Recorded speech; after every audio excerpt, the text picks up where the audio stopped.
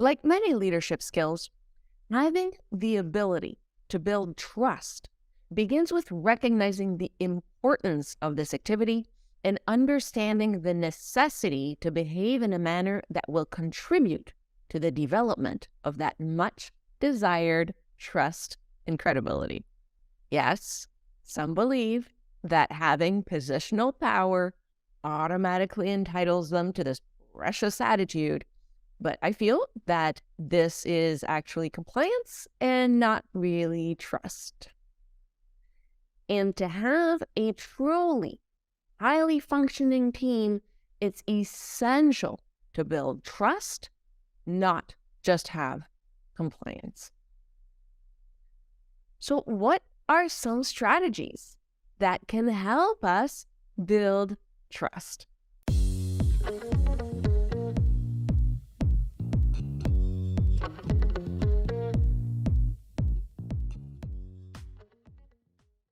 Well, the first one is open communication.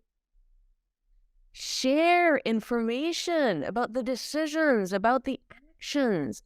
Be clear about your intentions, about the goals. Now, that doesn't mean to be careless. Well, I'm just speaking the truth. No, you can't just come in and say whatever and start blaming and finger pointing and throwing people under the bus because it's the truth and I'm communicating openly. No. It still requires many situations, most situations require tact, diplomacy, and discretion. So continue to employ that. You want to build trust, but that doesn't mean just saying everything and anything that's going to hurt everybody's feelings, destroy their self-esteem, or create unnecessary tension and conflict between team members. No, of course not. You still need to be respectful of individuals. At the same time, it's finding that way to be open, to communicate clearly while still keeping in mind people's feelings, keeping in mind people's right to privacy, dignity. So it does require finesse in speaking the truth, a truth that is not destructive. It requires a certain skill for sure to be able to communicate openly to build that trust. And I think that if you really show care, it's actually going to build that trust even more, because then people won't be fearful that they're going to be next on your wonderful truth list. And that next time you mention their name, it won't be with all these things that they really wish you hadn't told the whole team. So just keep in mind, when you want to create that idea of openness and you want to build that trust by sharing with the team, be mindful of how you're sharing it and whether it's positive or not and the impact that it has on the individuals.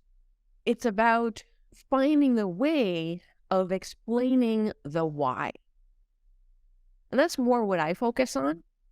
If I have to share something in a way that's highly diplomatic because I believe that the unfiltered truth would be negative to the team, it would have a destructive impact, then I'm still being truthful and I just focus on the why and the solutions.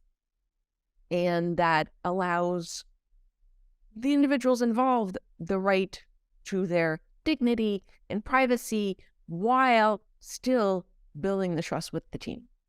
And the reason I do that, I certainly would not just come out and make something up just because, oh, well, I'm concerned about how they're going to react, so I'm just going to make something up. It's just I find a way to say things that will lead to a productive relationship. Because if you want the team to trust you, they have to believe that you have their best interest in mind. And you have to trust that they are also capable of understanding. And so that's why maybe you will reveal things a little bit more, show a little bit more of what's happening behind the scenes, because you want that two-way street to happen. And it sounds like, because this is an argument that I've heard from some entrepreneurs. Well, if I tell them more, they might question my decisions. All right, welcome it. Because if they question a decision you made, maybe it's because they don't understand the full context. So maybe it requires a little bit more explanation. It also provides an opportunity to clear up any misunderstandings. Or maybe it just requires further investigation. Maybe there's something that wasn't considered in the decision that really should have. And it doesn't mean that's like, oh, I didn't see what they saw. Maybe you did, but maybe you just were missing an element of information that they had that you didn't, and that just didn't surface. So I wouldn't worry too much about team members questioning my decisions. It's usually an opportunity, actually, first of all, to see whether you really had all the information, and whether they had information that maybe you hadn't. So it's a great opportunity. And because it's all part of this open communication thing, it's also a great opportunity to practice active listening. Because if you're listening to the team's concerns and ideas, then it also provides you with an opportunity to take their feedback into account. So again, part of that idea of not being too concerned about people questioning my decisions, I don't want to share too much. It's a great opportunity to get feedback. It's a great opportunity to practice active listening, and it really helps build trust. Another aspect of developing trust to build a high-functioning team, you really have to walk the talk. That is non-negotiable. A key component of building trust is backing up the words with actions. If you say you're going to do something, do that thing. Of course, there are times when you, again, have a certain element of a certain number of information, and that information turns out to be different, or you gain new information as you go along. So I'm not saying that everything that you say will always happen, but generally speaking, do you follow through on your commitments? So if you say you're going to do something, make sure you do it.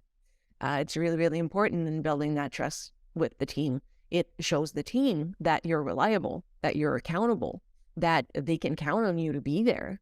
So it's really important for you to show up, because if you're always promising things and then none of them happen, or 1% of them happen, that doesn't build trust. It's like, okay, yeah, whatever.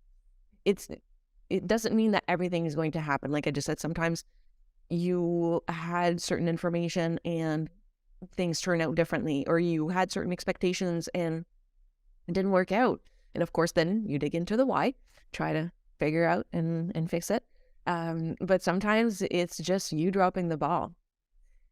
Even though you really meant to, you really wanted to stick to that commitment that you made, you dropped the ball. You had a lot of things going on and oops.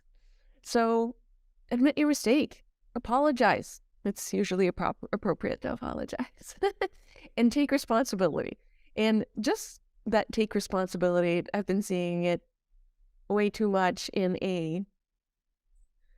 I don't know, I don't want to go as far as saying that it's in a fake way, but it feels, I'm going to say fake adjacent.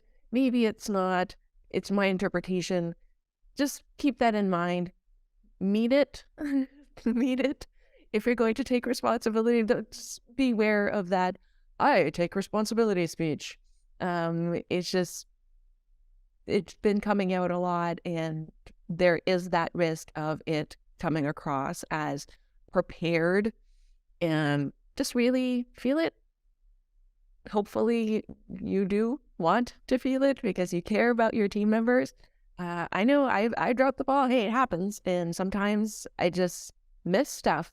I try and there some circumstances make it so that there are just too many things or something happened and I completely missed something.